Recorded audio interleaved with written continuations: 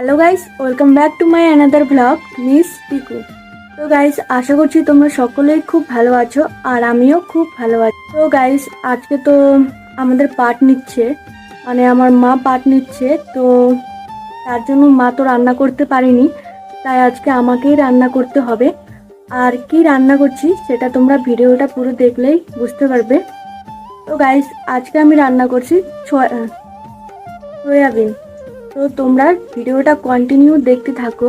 আমি যে রান্নাটা করছি সেটা কেমন হবে বা কেমন লাগবে দেখতে, সেটা তোমরা দেখতে থাকো।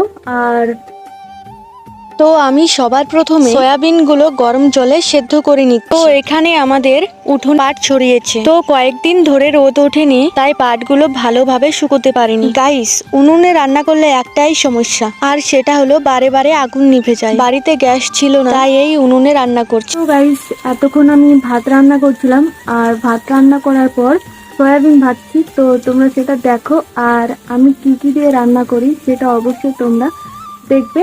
আর হ্যাঁ, আর রান্নাটা কেমন হবে সেটা অবশ্যই দেখার জন্য তোমরা লাস্ট অব্দি ভিডিওটা কন্টিনিউ দেখতে থাকো। তো গাইস, এখন এই আলুগুলো কড়াইতে দিয়ে দিব ভাজার জন্য। তো শুরুতে আমি পরিমাণ মতো তেল দিয়ে আলুগুলো দিয়ে দিয়েছিলাম এবং একে একে লবণ ও হলুদ দিয়ে ভালো করে নেড়ে সবজিগুলোকে মিশিয়ে নিলাম। তারপর মিক্সারে যে মশলাগুলো মিক্স করেছিলাম সেগুলো দিয়ে দিলাম। আর এই মশলাগুলো হলো শুকনো লঙ্কা, পেঁয়াজ, আদা, জিরে আর ধনে। শুধু রসুনটাই দেওয়া হয়নি, বিকজ বাড়িতে একটাও রসুন ছিল না, বাট আশা করি তরকারিটা বিনা রসুনেই ভালো লাগবে।